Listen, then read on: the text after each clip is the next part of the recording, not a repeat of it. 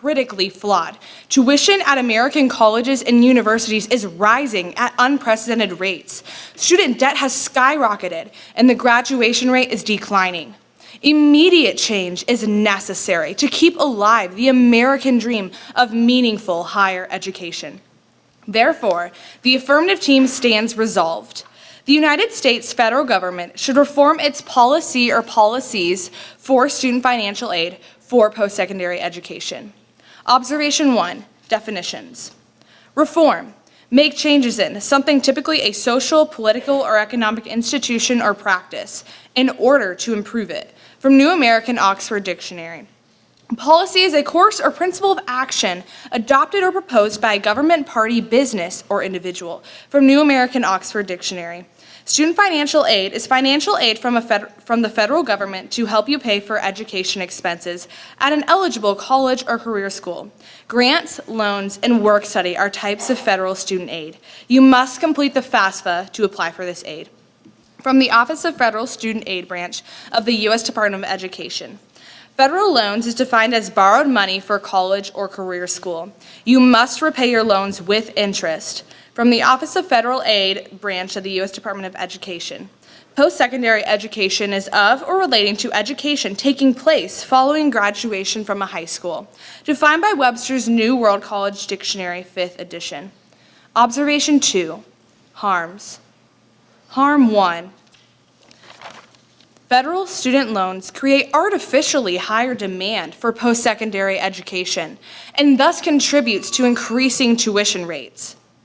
Andrew Kelly, who has a PhD in political science from Berkeley, wrote in his article, "Does federal student aid cause tuition increases? It certainly enables them." Published by Forbes on October 8, 2015. Quote, "An earlier study by Stephanie Cellini and Claudia Golden compared for-profit colleges that had access to federal aid to those that did not, and found that prices were 75% higher among the former." End quote. Neil McCluskey, who has a PhD in public policy from George Mason University, wrote in an article discussing the effect federal loans have on tuition. Reducing federal aid, not changing bankruptcy laws, key to college affordability. Published by the Cato Institute on March 20th, 2012. Quote, "The logic behind seeing federal aid as a primary cause of inflation is straightforward. First, subsidies drive increased demand, which increases prices. Second, and more important, colleges raise their prices if they know students will be able to pay them. And federal aid ensures they can." End quote. Harm 2. The federal student loan program results in overborrowing.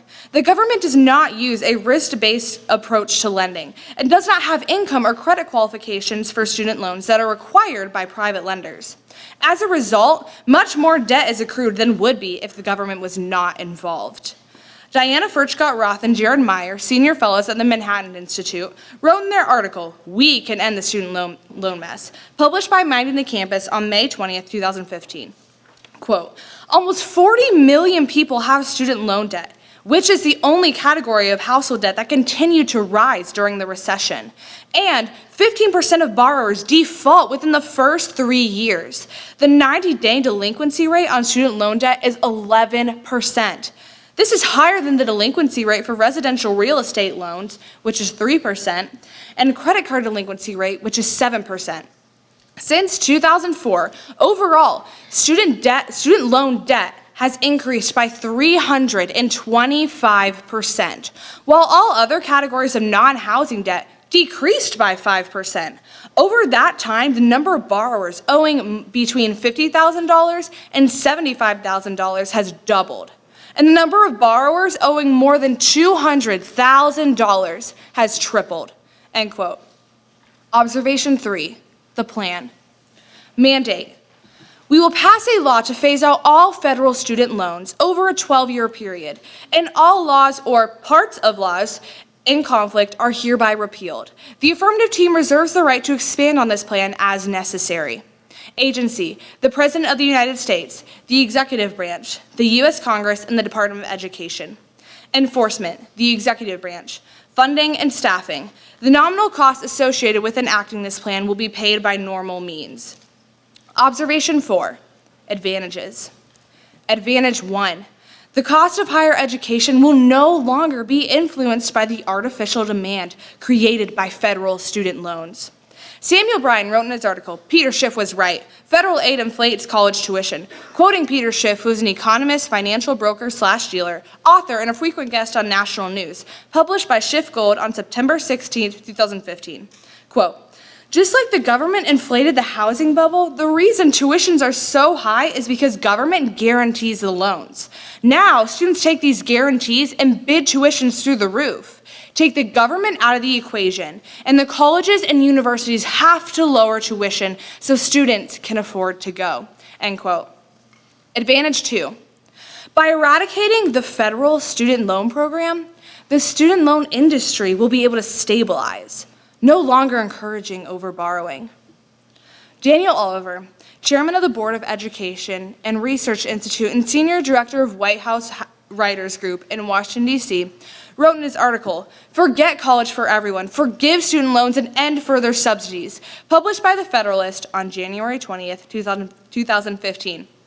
Quote, "Students for whom college makes sense would still be able to get loans from friends, banks, perhaps companies, and the colleges themselves, as long as they could persuade the lender, e.g. by having decent SAT scores, that they could truly profit from the college." End quote.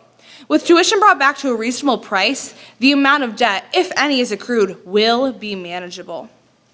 In conclusion, by making college unaffordable and student loans unbearable, we risk deterring our best and brightest from pursuing a higher education and securing a good-paying job. This quote was by Mark Pocan, a U.S. representative. Student debt is crippling. Action must be taken in order to remedy this problem and create a system that allows students to graduate without crushing debt.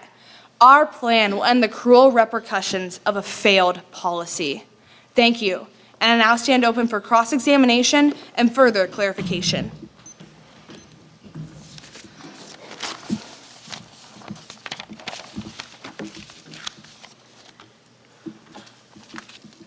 How are you doing tonight? Good. All right, I have a couple questions. So can you please repeat your Harm 1 tagline? Yes. Our Harm 1 is federal student loans create artificially higher demand for post-secondary education and thus contributes to increasing tuition rates. So is there a causal relationship between federal aid and tuition? Yes. Okay. So federal financial aid increases college tuition prices? Yes, and specifically federal loans. Okay. Now, could you please repeat your Harm 2 tagline?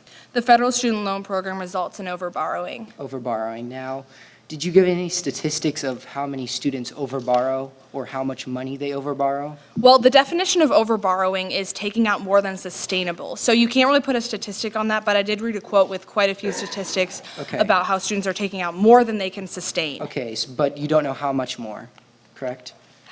You can't put a number on that. There's the default rates and yeah. All right. Now, could you please repeat your Mandate 1 tagline? Yes, we will pass a law to phase out all federal student loans over. All right. Now, do students need loans to go to college? They don't need them, but a lot of students use them. So you're saying that students don't even need loans to go to college and complete college? If they are going to a high tuition school, they most likely will need loans if it's expensive. Are you aware of that 79% of all college students take out loans during college? Yes. You are, okay. So and that's because of the high tuition. So you would agree that most students need loans to go to college and graduate? Yes, most students use loans. Okay. Now, how much money are you saving under your plan? I can't think of the exact dollar amount that the federal government spends on student loans, but it's over $100 billion. So you don't have that statistic? I think it's actually $104 billion they spent last year. All right, and now where is that money going to go that's saved? It's probably going to cover there's $1.3 trillion of debt right now. So it's all going to go straight to the U.S. government's debt? I don't have the specifics with me right now. Okay. All right. All right. Could you please repeat your advantage number 1? The cost of higher education will no longer be influenced by the artificial demand. Now you said the cost of college is going to decrease. By how much? I actually didn't say the cost of college would decrease in my advantage, but that would be a result of this advantage. Okay, yeah. So how much would it decrease? I can't put a dollar amount on that because this plan hasn't been implemented yet, but without the artificial demand, it will decrease. Okay, so you don't have a number on that statistic either? No. Okay. That is it. Thank you.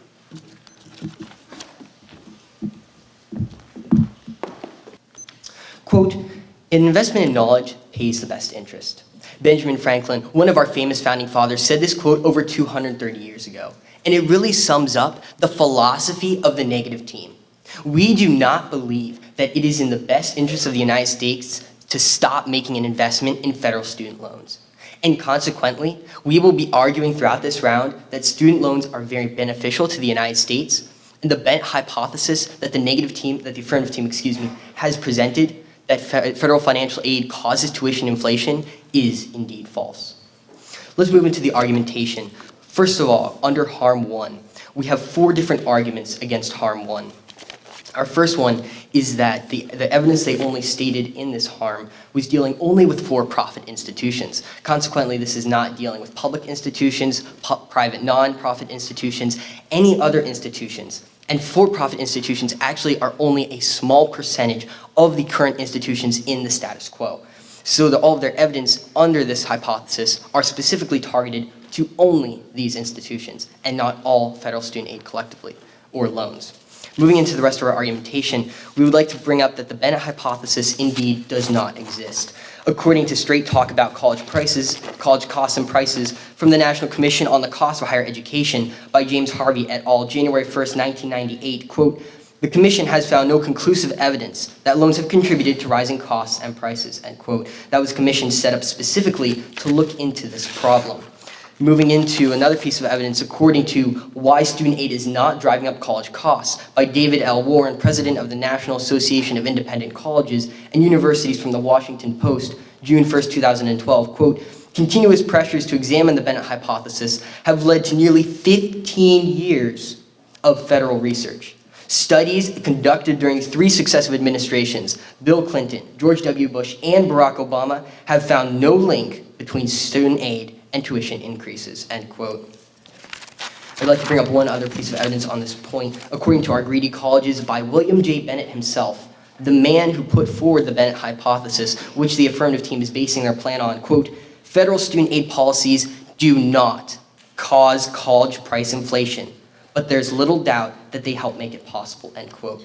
Now, the key word there is cause. What we are looking for in order for the affirmative team to prove their case is a causal relationship between tuition price increases and the federal student loans. However, William Bennett himself says that there is no cause, and our evidence says that as well. Moving into the next point, still under the harm, that sticker prices and net tuition are 2 different things. Now, I'd like to provide a bit of an explanation here. What we are talking about when we say sticker prices and net tuition is sticker prices are the list price of what the college is going to charge for their services. Now, net tuition is the actual amount that the college charges. It's much different than the sticker price.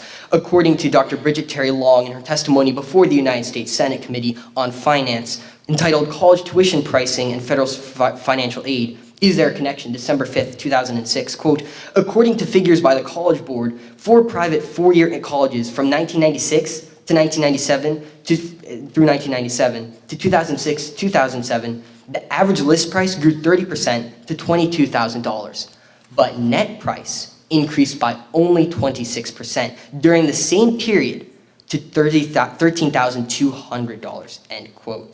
Now, I'd like to point out here that the sticker price did increase significantly. However, the net price did not. Consequently, we can see that seeing these 2 things are not exactly in line, we have no proof whether federal financial aid actually increases net tuition, which is what the students actually pay. While it might increase the sticker price or how much the list price is, there is no evidence that it increases net tuition. And I'd like to point out that that piece of evidence was dealing with private 4-year colleges throughout the United States. Moving into our next point here, that there are other reasons why federal financial aid why tuition prices are increased. According to Dr. Bridget Terry Long in the same source, quote, "State appropriations play an important role in determining public college price levels, as these funds have traditionally subsidized the cost for students at public institutions, allowing them to charge in-state students a discounted price. As public colleges and universities have received less support from the state, they have made up the difference by increasing tuition prices," end quote. Clearly, there is a difference between federal financial aid causing tuition prices and the decrease of state financial aid.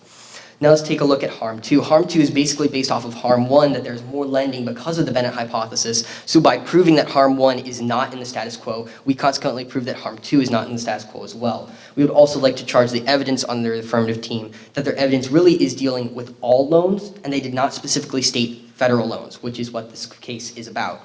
Moving into Mandate 1, Mandate 1 will clearly not solve the problem of that they call of more lending or increased tuition, because as I've previously showed, tuition is not increased by the Bennett hypothesis or by federal student loans. So consequently, by completely making those out of the system, we will not see a decrease in the tuition of colleges, especially seeing that state tuition has decreased, and so they are not able to charge a discounted price anymore. Moving into the enforcement, the Department of the Executive Branch was what the affirmative team cited under enforcement. However, in order for them to stop all loans, they must also cite the Department of Education, which they did not specifically cite, so we would like to see that in their case. Moving into funding, this really is just an argument of how the affirmative team has no idea how much money they are going to save under this plan and where that money is going to go. You, as taxpayers, need to see where the United States government is putting their money and whether it's going to a good use or whether it's coming back to you. And if it's not coming back to you, then it is not a benefit of the status quo. Moving into the advantages, Advantage 1 and Advantage 2 cannot be solved for because the harm does not exist. And I'd also like to point out under Advantage 2, that under their case, students will still need more loans. Now, our argumentation here lies in the fact that the Higher Education Act, which enacts all federal student loans, was not just enacted because some government bureaucrat wanted to. It was enacted because students could not pay for their education, and the United States needed more college graduates. So consequently, by bringing everything back under the affirmative team's case to what it was in 1965 when the Higher Education Act was enacted, we will see a decrease in the number of college graduates, a significant disadvantage for the United States. Now this leads me to my first disadvantage: less students will be able to attend college. Now, our argumentation really here lies in what I just said. The Higher Education Act was made so these students could go to college. And now under the affirmative team's case, they will not be able to have that money that they need. The affirmative speaker did agree in cross-examination that 70% of students take out loans. And a good majority of those loans do come from the United States government. This leads me into the second disadvantage of private loans have high interest rates. Now, under this case, the affirmative team will be putting students under private loans instead of federal loans so they can pay for their tuition. According to from the Federal Student Aid's website, February 22nd, 2016, quote, "The interest rate for government loans is fixed and is often lower than private loans and much lower than some credit card interest rates. Private student loans can have variable interest rates, some greater than 18%. A variable rate that may substantially increase the total amount you repay." Thank you, and I now stand open for cross-examination and further clarification. Would you like to use my timer?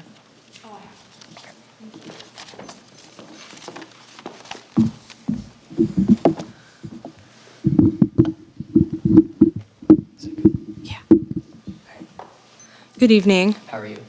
Good. All right, so just to jump into the questions. So you were talking about how for-profit colleges make up a small percentage of all colleges. What percentage do they make up? I'm not sure exactly. I don't have that evidence up here with me, but your evidence did not cite nonprofit private institutions or public institutions, which are very common throughout the United States. Okay. That is common knowledge. Under your evidence, under our harm 1, what were the dates? Under our harm 1, well, we had a couple pieces Yeah, of I think evidence. there was 3 pieces of evidence. Actually, we had about 5. Okay, could you read the one by William Bennett? Yes, I can. Yeah.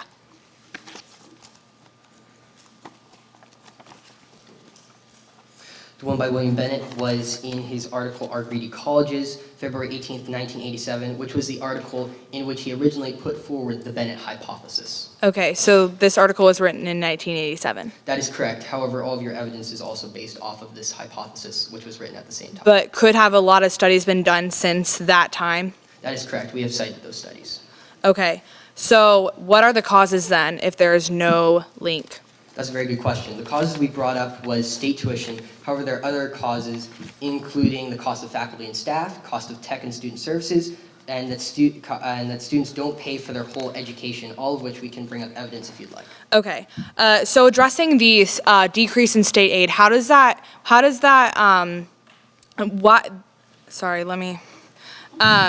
decrease in state aid explain inflation in private colleges? I'm sorry, I don't believe could you please rephrase your question? Yes, okay. So the state funds, what colleges do they fund? They fund a lot of different places. I believe they fund all institutions. Okay. They Okay. help fund all institutions. Okay. And then going into, did we claim that our advantage was to save the government money? No, you did not. However, in cross-examination, we were wondering where that money was actually going to go. The United States government should not just have a couple $1 billion sitting around. It usually is not very good for their decision-making. Okay, but that doesn't affect our case, right? We weren't claiming to Not specifically, save money, right? however, in the best interest of the taxpayers, we would like to see where this money is going. Okay. Also, we are not abolishing the Higher Education Act of 1965, correct? That is correct. Okay, so it's the Higher Education Act still applies today. That is correct. However, you are abolishing federal loans, which is what our evidence is citing. Okay. And then you were talking about the variable rate for the private sector can be above 18%. In what circumstances would it be above 18%? I'm not exactly sure, but I believe that the average interest rate for private loans, we can bring up evidence of this later, is between 9% and 11%. Okay, but you don't know what circumstances would make an 18% interest rate? I'm not exactly sure. It really depends on the bank you take the loan out of and what restrictions are on your credit score. Okay, thank you. The current system is not helping anyone. The federal student loans result in higher tuition and more students borrowing more loans, resulting in more debt. Now, that's the problem that we, the Affirmative team, are addressing with our plan by eliminating this harmful program, the federal student loan system. Now, let's dig right into the arguments under our first harm. And our harm, I'll remind you, is that it contributes to increasing tuition rates. We aren't saying it is the only reason tuition goes up. We are saying it has a significant contribution. Now, to put a specific number on that contribution, I'd like to read you this piece of evidence from the Federal Reserve Bank of New York. In their report, Credit Supply and the Rise in College Tuition, Evidence from the Expansion in Federal Student Aid Programs, published in July of 2015. They say, quote, "We find that institutions more exposed to changes in the subsidized federal loan program increase their tuition disproportionately around these policy changes, with a sizable pass-through effect on tuition of about 65%. End quote. What this piece of evidence is saying is that colleges and universities are capturing about 65% of what's paid to them in tuition. Now, I'd like to read you this other piece of quote, which also adds weight to this and shows how ridiculous the situation is. It's from Mark McNutt in his article, "Why Does College Cost So Much?" published September 22nd, 2014. He says, quote, "Colleges direct only 30 to 35% of their budgets toward instruction costs." End quote. In other words, the colleges are only spending 30 to 35% of their budget on what we actually go to school for, getting educated. That's a big problem, and the only reason that can exist is because of the federal student loan program. And so that was addressing that the Bennett hypothesis is not false. This is actually really occurring. I apologize, I skipped over the first one, but let me address that our evidence in the 1AC under harm 1, yes, one of those pieces of evidence was addressing simply for-profit colleges. That was just an example of one type of college. The Federal Reserve Bank of New York and the other evidence is all colleges and universities. So this is affecting more than just for-profit universities. Now, let's move on to the next point, which was that sticker prices and net prices aren't the same, and that sticker prices may go up, but the net prices don't go up that much. But I would like to point out to you, the judge, that if the sticker price goes up, then what you end up paying also rises. So whether or not it's only 26% compared to 36%, some students are paying the full sticker price, but all students are paying more than they used to and paying more than they should. Now, let me address Specifically, their argument that state cuts are another factor that causes. And this is actually not true at all. I'd like to read you this piece of evidence from Neil McCluskey in his article, "The Student Aid Did It," published by the Cato Institute, October 28, 2010. He says, quote, "For one thing, of course, cuts in state subsidies don't explain constantly increasing private school costs. Moreover, while no doubt public schools sometimes raise tuition to make up for state funding dips, they also raise it when state funding is going up. Indeed, as this chart from the State Higher Education Executive Officers illustrates, public schools raise prices no matter what is going on with state and local subsidies," end quote. So that piece of evidence puts to rest fully the idea that state cuts are responsible for the rampant rise in tuition. And I'd also like to point out that the state funding does not go to private universities, it's only public state universities that it affects. So clearly this is a significant harm. The rise in college tuition is damaging to everyone. Now they also said that because it doesn't cause it specifically, it's not the only cause, then that proves that the harm doesn't exist or is not significant. But in fact, causing or enabling it doesn't matter because the end result is the same. Tuition rises as a result of the student loan program. So that's really not an issue. Now, moving on to harm 2, and their only argument here, well, is because harm 1 doesn't exist, then harm 2 must not exist. Let me explain where we got harm 2 from. And that was because the federal student loan program does not require credit checks at all or any sort of standard for students when borrowing as much money as they need for university. Then the result is people borrow more and more often. An example of when this happened in the real world is the 2008 financial crash. What happened in that crash, which is happening in the student loan system, is banks were giving out loans to people without doing credit checks. They were called bad loans. And the result was people defaulted on them, and we got the mess that 2008 that we're still digging out of. So harm 2 is definitely a very significant harm. Now moving on to our mandate, their first argument that it doesn't solve because Bennett hypothesis doesn't exist. Well, I've just shown you through harm 1 that the Bennett hypothesis does have good standing and has been proven in recent years, as recent as July of 2015, which is more recent than any of the other articles they brought up, and it's from the Federal Bank of New York, the Federal Reserve Bank. Their other argument was under enforcement. We only said the executive branch. The executive branch includes the Department of Education, so this is not an issue in any way at all. And under their argument under funding, we don't know where the money is going, they're saying. Well, the issue with student loans is they're spending the money based on who enrolls in the program, so they don't have a specific allotted amount, but it's simply an open-ended access. So if students want to borrow, say a new student wants to go in, they can get money and it's taken from other parts of the federal government. There's not a specific amount allotted to them, so we can't say there's a specific amount that's going to go somewhere else. We won't be giving out loans, so yes, that money will be used for something else, but it won't affect if the student loan didn't exist before, that money would still be taken from the taxpayer regardless to pay for other programs. So this is really a non-issue. Now moving on to Advantage 1 and the advantage that will come about as a result of our plan. And the advantage is that we're no longer going to be influencing the system with these student loans. The student loans drive up the cost, A, through just existing in themselves, and B, the fact that because colleges know that students can pay whatever price they set, it skews the supply and demand system. In a normal supply and demand system, if the cost went up, fewer people could go. However, when the federal government subsidizes such a program, the result is when the cost goes up, demand does not fall. So the cost can continue to rise until the subsidy runs out, in this case, which is never. So by removing that, we will be bringing about our advantage. Now, that's also coupled with their argument under Advantage 2. Their second argument under Advantage 2 is that they will still need to take out loans. Well, perhaps some students will need to take out loans, but this will be not a significant amount of students, and those that do will be able to get them from the private sector if they prove that they are a good student worthy of receiving a loan. In other words, having a good GPA, scoring well on the SAT as we read within our mandate and as we can present as we continue out through the round.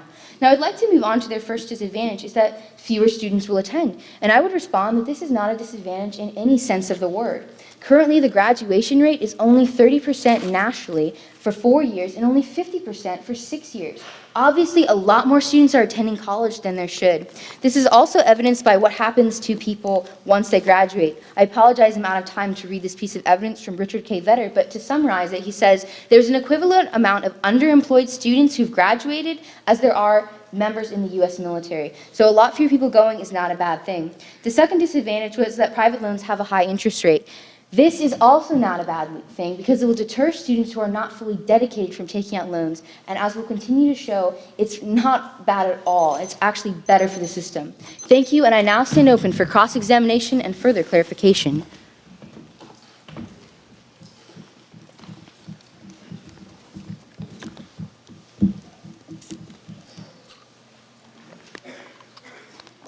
How are you doing today? Pretty well. Good.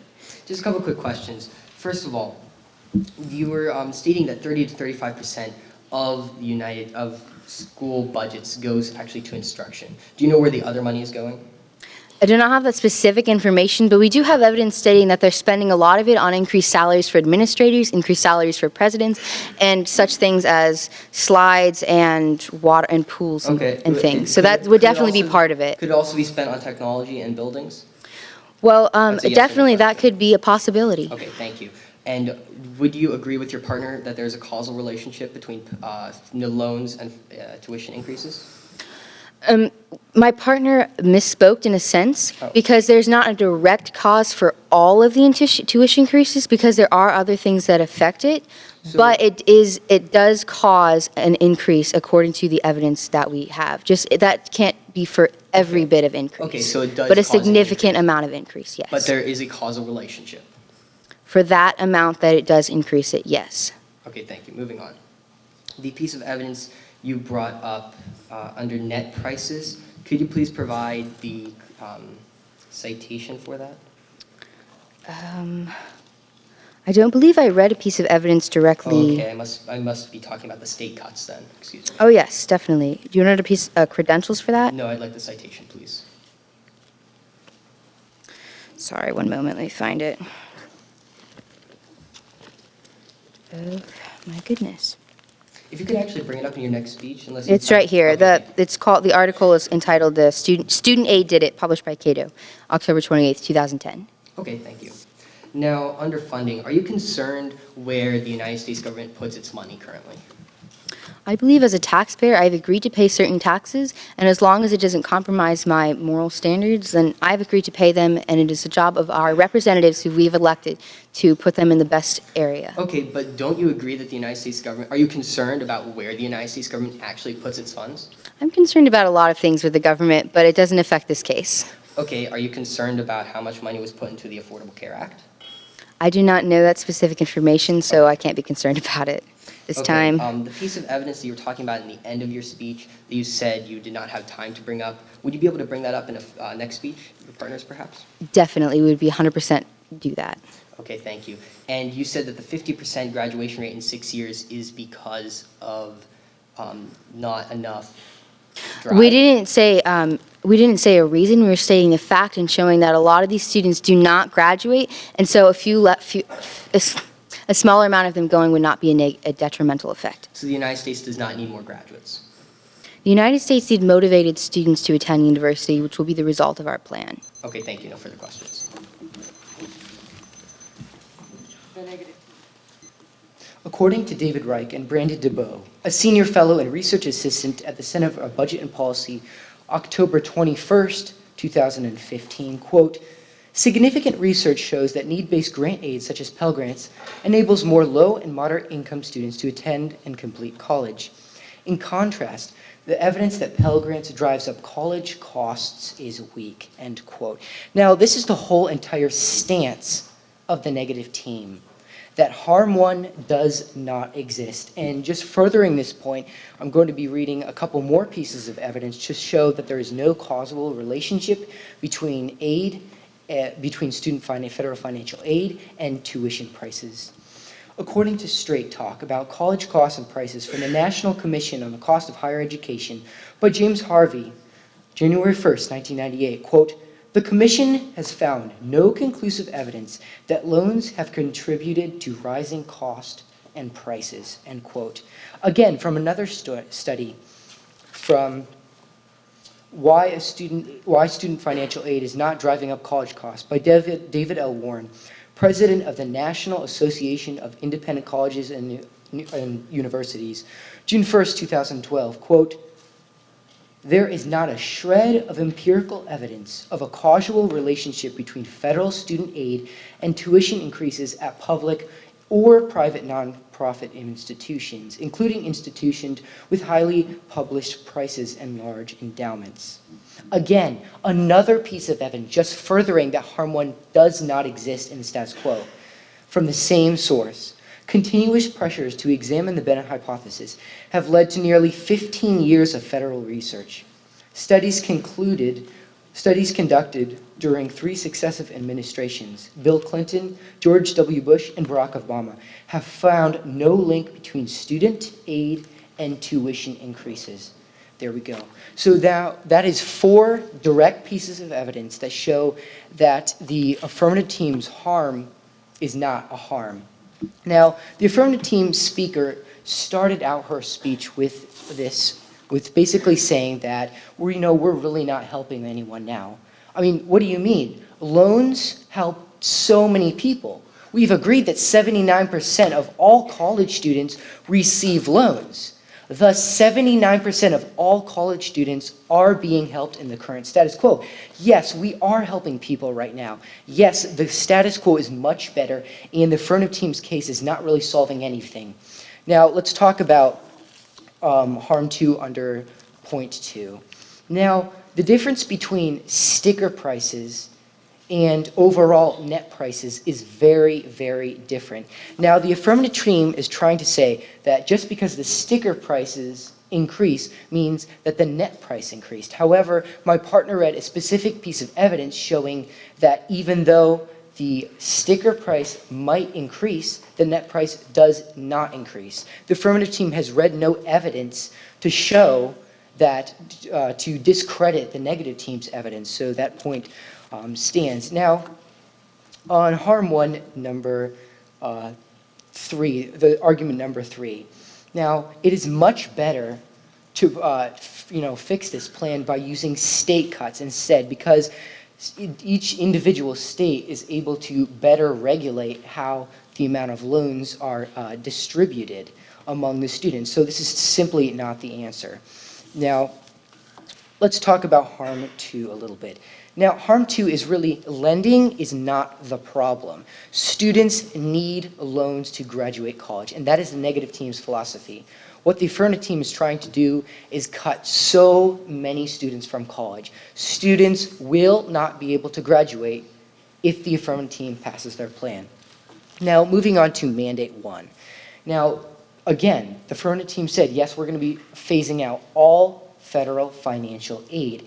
And that is just such a bad idea for many, many different reasons. Again, the negative team's philosophy, students will not be able to go to college without loans. It's a simple fact. 79% of students receive loans in college. If they don't receive any loans, they will not be able to go to college because the grant money that they receive is simply not enough. Now, when we talk about Advantage 1 here, basically, the student loans do not really drive up the cost of college. And that's already talked about in the harm, that federal financial aid does not increase the cost of college. And the affirmative team has really given a case with no specifics. We asked, how much money are you saving? They weren't really able to give us a specific answer. Where is the money going to that you're going to be saving? They also were not able to give us a specific answer under this point. The affirmative team doesn't even know really that much about the numbers of their case. They're not able to provide the negative team with numbers on how much money they're saving, where is the money going to go. And that is a very significant problem. Now, under Advantage 2, the students are still going to have to take out loans. And the affirmative team has said that the students, they are not going to need to take out any loans, but they've not provided any evidence for this point. They have not proven their second advantage. Now, under disadvantage number 1, less students will be able to go to college. Now, that just brings us back to the negative team's philosophy. Students will not be able to go to college if the affirmative team passes their plan. And under disadvantage 2 is the whole argument under students will just switch to private loans.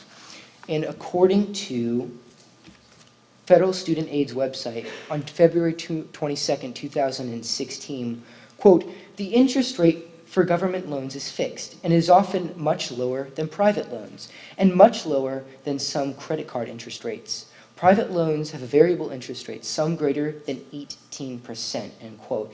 Now, I believe the average federal loan, correct me if I'm wrong, but it's around 4 to 5% interest rate. And what the affirmative team is trying to do is take all the federal loans out of the system. Thus, students, where will they go? They will obviously have to get a loan somewhere else, and the only really other loans out there are private loans, which have such a greater interest rate than federal loans. This is going to be a very significant disadvantage. Now, the study that the affirmative team brought up under Harm 1 is not really true. We again have seen that federal financial aid does not increase college tuition. And according to the new evidence on the Bennett hypothesis and federal student aid by Robert McClellan, July 7, 2015, quote, "Both of these papers have some major limitations. Most notably, they are unable to account for whether students took out less in PLUS or private loans when subsidized loans and Pell Grants increase, and do not look at net tuition after grant aid," end quote. So that says that the affirmative team's evidence, what they're proving, is not really looking at the whole complete picture here. The evidence is just looking at what they need to do. So to really sum up all our arguments, the affirmative team is not going to be having much less students go to college and graduate college. Thank you, and I strongly urge for a negative ballot, and I'm open for cross-examination and further clarification.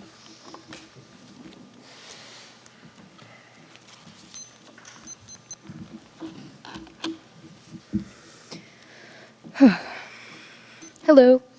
Is our plan affecting the Pell Grant in any way? No, it is not. That was just Okay. merely an example of Okay. the evidence of it. Thank you very much. And when we're talking about net tuition is the sticker price minus grant aid. Is that correct?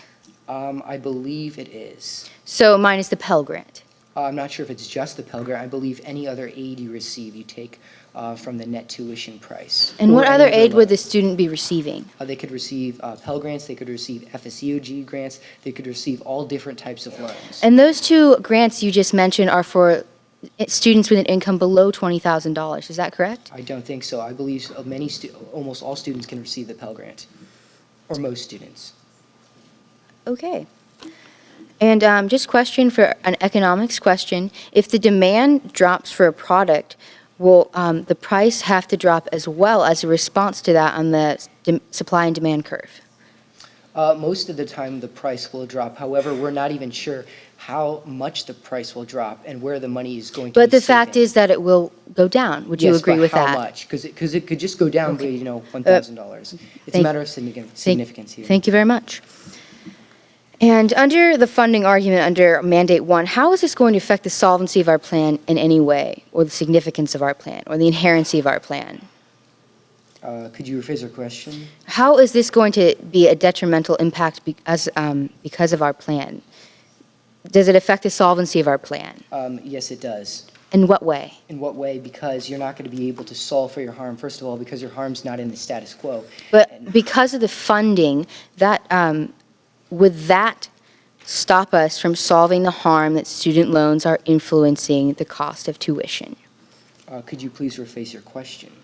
With the reason, because we don't know exactly what what is going to happen with this funding, how does that affect that student loans are affecting tuition, our harm? Well, it affects the overall plan. It might not specifically affect that point, but if you don't know how much money you're saving and how much money is your case. Did we claim any advantage of saving money? Yes, you did. I believe your partner said you're going to be saving $104 billion in cost. But in our 1AC or in my 2AC, did we claim that an advantage was saving money for the federal government? I do not believe so, but your partner said that you're going to be Okay. saving money. And moving on to your last point, does the negative team believe that the Federal Reserve Bank of New York and all their experts are wrong? I do not believe they're wrong. However, the study that we're looking at does not include for a lot of the other variables which we need to look at. Okay, one more question. Are there any other things that you believe would impact tuition other than state aid? Yes, I'm sure there are a lot of other reasons. Okay, no further questions. Thank you. Quote, regarding the relationship between financial aid and tuition, the models found no associations between most of the aid variables, federal grants, state grants, and student loans, and changes in tuition in either the public or private not-for-profit sectors, end quote. That was from Study of College Prices, Study of College Costs and Prices, 1988 through 89 to 1997 through 98, Volume 1 by Elisa F. Cunningham et al., December 2001, from the National Center for Education Statistics, and really is what the Brown has boiled down to. We will be challenging inherency, solvency, and significance in this speech. However, the most important piece of this speech is the inherency argumentation. Moving into that specifically, under harm 1, this is our first point under inherency, and we will have 2 points total. We would like to argue continually that the Bennett hypothesis does not exist in either a causal or even a considerable factor relationship. The piece of evidence I just cited clearly said that, and we would like to continue reminding the judges that the affirmative speaker did say in cross-examination, both affirmative speakers, that they are arguing at least for part of a causal relationship, that at least it causes some increase in federal student aid. If not all the increase, it causes some increase in tuition. Now, we have provided multiple pieces of evidence against this, and I'd like to re-quote William J. Bennett, which the Bennett hypothesis is founded off of. He says, as I've cited in our greedy colleges, quote, federal student aid policies do not cause college price inflation, but there's little doubt that they help make it possible, end quote. Now, what I'd like to focus on there not only is that there is no cause between federal student aid and prices, tuition prices, which the negative team did not the affirmative team did not challenge this piece of evidence. But I'd also like to point out that he said there's little doubt that they help make it possible. Now, while this might seem that this is actually hurting the negative team's case, it actually does not. There's little doubt that helps make it possible. He does not even say that it is a considerable factor in causing student aid increases. He does not bring that up at all. And so we can clearly see there is not even a considerable factor under this case. Moving into the argument under the net tuition, I'd like to point out from Trenton College Pricing, 2015 by the College Board, copyright 2015, quote, both average net tuition and fees and average net tuition and fees and room and board for full-time public two-year college students are lower in inflation-adjusted dollars in 2015-2016 than they were in 2005-2006. Or in 1995-1996, end quote. What this is saying is that the net tuition has actually decreased over time, how much students actually pay, and not increased like the affirmative team would make you believe, even if sticker price has increased. I'd also like to point out here that there are multiple different reasons why colleges actually raise their tuition. Even if it is not state funding, they still have to take care of their costs for buildings and for technology and for paying all of their new professors, many of whom are starting to go into their tenure years. Moving into harm 2. Harm 2 directly flows from harm 1, that lending is a problem. Now, our argumentation here is that lending is not a problem because the Bennett hypothesis is not causing this lending from occurring. That is our second point under inherency. Now, our first point under solvency. Mandate 1 will not solve for the harm because there is no harm. There is no harm. Our second point is that the advantages will not be brought about because there's no advantages to bring about. In fact, it's going to bring about disadvantages because there is no problem currently in the status quo. This leads me into our 3 points under significance. Our first is funding.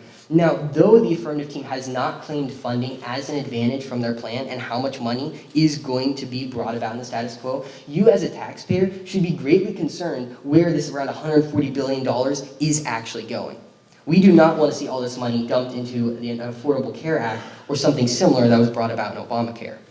Moving into the second point under significance. Students will not attend college because of the affirmative team's case. Now, our argumentation here, which the affirmative team did not refute effectively, is that the HEA was not just brought about because somebody decided, oh, the government should give out more loans. No, that was not the case. It was brought about specifically because there was a need. And that need was federal student loans, money that could be given to these students. If these students do not have the money, judges, we will see a decrease in college graduates. And you know what that means. Exactly what the Affirmative team said in their introduction. Going from 1st to 14th in the United States, in the world, excuse me. Our third point is that private loans cost way too much. According to our evidence, which unfortunately I do not have time to cite now, the average tuition rate, interest rate is 9 to 11% for private loans, which is significantly more than the low tuition rate under federal loans currently. Thank you, and I firmly urge for a negative ballot.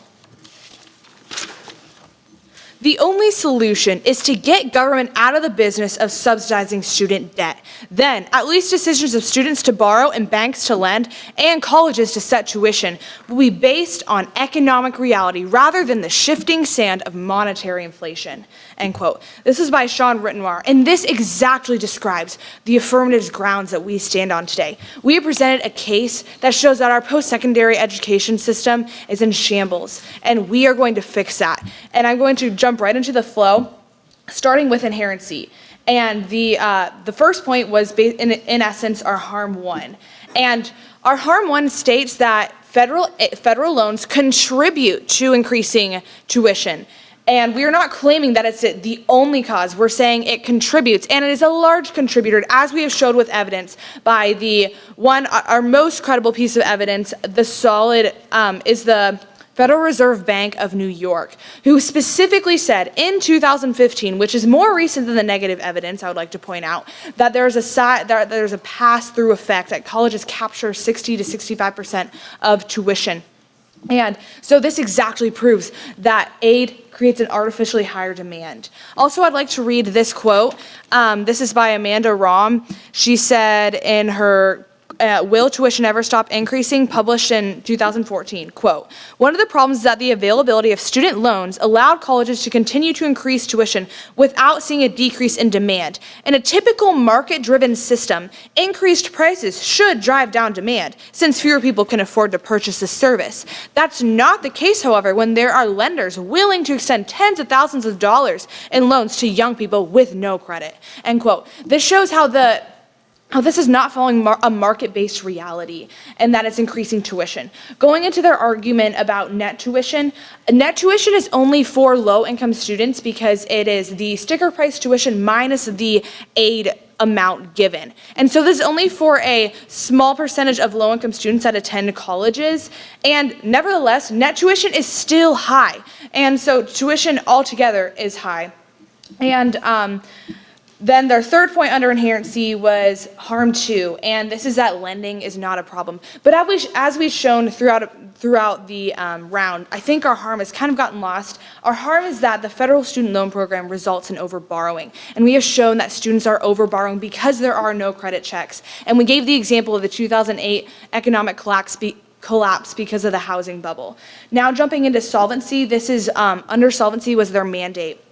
And as I've just shown you, and the Affirmative team has proven throughout the round, there are significant harms in the status quo, and we will be solving for those harms when we eliminate the major contributor and the only one and the borrower that does not have credit checks and allows overborrowing, and we will bring about our significant advantages. Going into significance, and their first point was about our funding and how we don't have specifics on our funding, but where the money is going to go, one does not affect our case at all. We never claimed where the funding will go, and that doesn't affect our case. And two, it's not significant at all compared to the majorly significant advantages that we will bring about if this plan is implemented. Going right into their second point of significance, which is their disadvantage one, and this is I'd like to read a quote that my partner didn't have time to read in her 2AC. And this is by Richard K. Vedder, and it says, "The Bureau of Labor Statistics tells us that we now have 115,000 janitors, 83,000 bartenders, 323,000 restaurant servers, and 80,000 heavy-duty truck drivers with bachelor's degree, a number exceeding that of uniformed personnel in the U.S. Army. We've shown that the graduation rate is stuck at around 33%. These people are not qualified to go to college and don't need this degree as they're not even using it. And so this is not a bad thing that less people will go to college. This is a good thing. We want people pursuing a higher education to be qualified, motivated, and excel in that. And that is what the Affirmative Teen Plan will bring about. Jumping into their disadvantage too, which is that private sector interest rates are high. I don't have time to read this quote right now, but low interest rates are not good because it distorts the system and it causes tuition increases, which in the long run actually costs the student more money. And so this is not a bad thing that private sector interest rates are high. And so because the affirmative team is inherent, solvent, and significant, I urge for an affirmative ballot. I urge for an affirmative ballot. Sorry. Thank you. Evidence. That is what this round has come down to. The argumentation under harm 1 or inherency point 1. Now, when you examine the evidence of both sides, we find that the affirmative team has a lot of opinions or third source evidence. Now, if we look at our evidence, we can see that we have brought up a lot of different studies that have proven the fact that there's no causal relationship between aid and price. Secondary source evidence is much better than just a person's opinion on what's happening in the status quo. And I would just like to read a point under inherency showing that this harm is indeed not a harm. All right.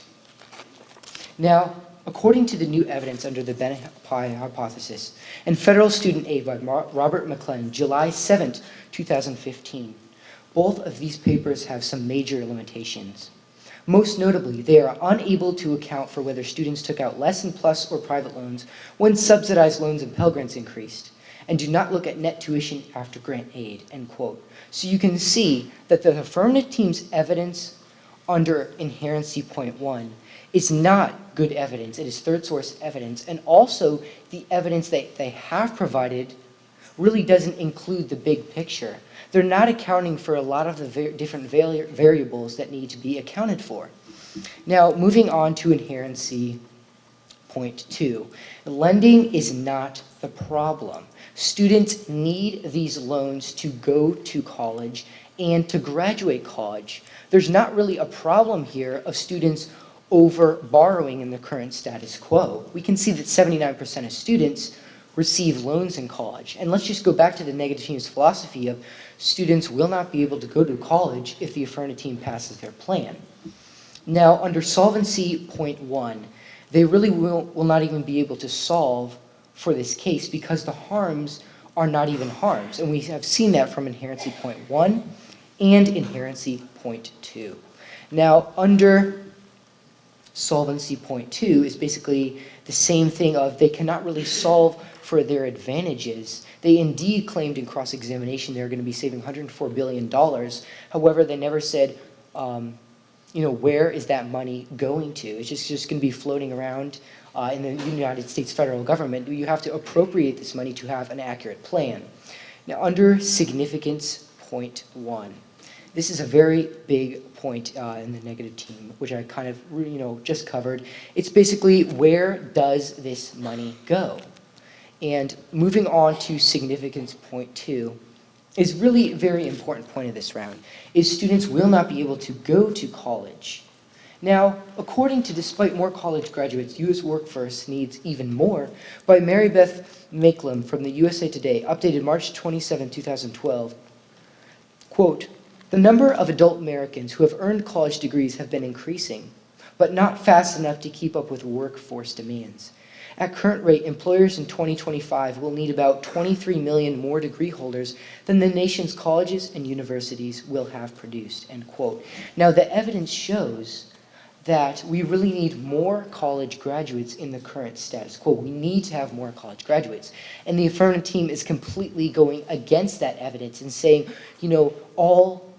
say for an example that 17 million students attend college per year. They're going to be drastically cutting that number because really no students can even receive loans that are federal loans. Now we see from significance point 3 that we're going to go down to is that private loans are so much harder to pay back. And my partner paraphrased the evidence earlier that between 9 to 11% of all private loans, the interest rate of all private loans is 9 to 11%, as opposed to the interest rate of all federal loans, which is about 4 to 5%. So you can see that the students are even going to have to pay more money to go to college now because they're going to have to pay for this, bigger interest rate. So after they even graduate college, they're going to have to pay, all this money.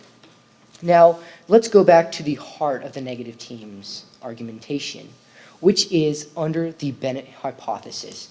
Now, throughout this entire debate round, the negative team has read multiple pieces of primary evidence and studies showing that the Bennett hypothesis does not exist. The affirmative team cannot solve for their plan because there is no harm.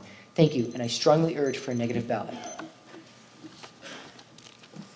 As a matter of generational fairness and as an essential element of national economic success, the burden of high tuitions and student debt must be alleviated, and soon, end quote. This is from Mitchell Daniels, the president of Purdue University, January 27th, 2015. This is exactly what the affirmative team wants to do. We recognize that there is a problem and we want to take action to solve that problem. It is now up to you to see if we will take that action to fix the problem, to make the difficult choice to do what is right and what will result in the best outcome for all involved. Now let's begin looking at their arguments, beginning with inherency. And under their inherency argument, they're basically, in essence, saying that the Bennett hypothesis is not true. But this is not true at all. Tuition does, as we've shown you throughout this round, is affected by the student loans. Based on basic economic theory, as I've shown you, when the cost rises, demand should fall. But when it's subsidized, it doesn't. It continues to rise with it, allowing colleges to take advantage of it. This has also been shown by an extensive research by the Federal Reserve Bank of New York, those who've helped us set our monetary policy for the United States, very credentialed. Let me remind you of their quote from 2015. They said, "When students fund their education through loans, changes in student borrowing and tuition are interlinked. We find that institutions more exposed to changes in the subsidized federal loan program increase their tuition disproportionately around these policy changes, with a sizable pass-through effect of about 65%, end quote. This piece of evidence just goes to reinforce that this is a problem. The negative team says, well, it's not cause, that because we're not the sole cause, we aren't solvent. But that's not what we were claiming in our harm. We're saying that it is significantly contributing, which I've just shown you to be true. Our plan is inherent.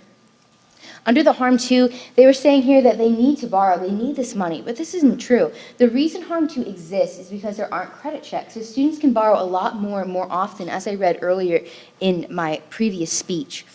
And I'd like to read you this quote from Liz Peek in her article, How Government Student Loans Ruin College Education, published in 2013. She says, quote, "As with housing, the government's well-intentioned effort to make advanced education available to all has led to crippling borrowing by millions of Americans," end quote. What this piece of evidence is further going to show you is that this overborrowing problem does exist. It is inherent within the status quo, and it is caused by student loans.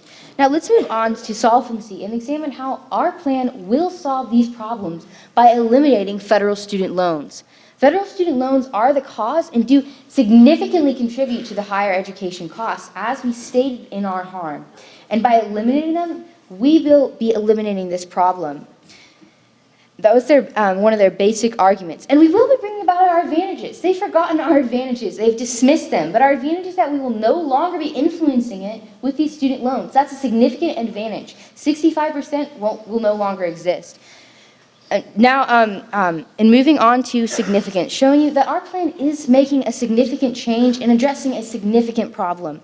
Under this, let's look first at their funding argument. And I would like you to think about this when you are making your judgment here, is whether or not we say that this money that might have been used for student loans, where it goes, Does that weigh more heavily than changing the lives of millions of students and changing the system?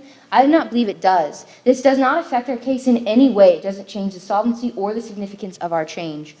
Now, moving on to their first disadvantage. And their disadvantage was that fewer students will attend, but this is actually not a disadvantage at all. Yes, some fewer students may attend, but that's not bad. Let me read you this piece of evidence from Patrick Hedger, policy director of American Encore, in his article, The Harsh Realities of the Student Desk Crisis, Elizabeth Warren Won't Tell You, published April 2nd, 2015. He says, quote, by privatizing student loans, dollars will be allocated only to those with a proven desire to gain a relevant education, while universities will be pressured to lower costs for students for all skill levels and desires. So what this piece of evidence further goes to show you is that with our plan, those who really deserve to go to college will be able to get the funding that they need to go. And that also our plan will result in the cost of tuition overall going down. Now moving on to disadvantage 2. And the basic argument is that because the interest rates are too high, the private sector is bad. But the higher interest rates are a good thing in the private sector. And I'd like to read this quote also from Patrick Hedger. He says, higher prices for loans, higher interest would deter students disinterested in educating from attending school, only to inevitably flunk out, end quote. So these will deter students who wouldn't really benefit from college in any way. Interest rates are good. For all of these reasons, I urge you to cast your ballot not only with the affirmative team, but for the preservation and perpetuation of higher education in this nation. Thank you.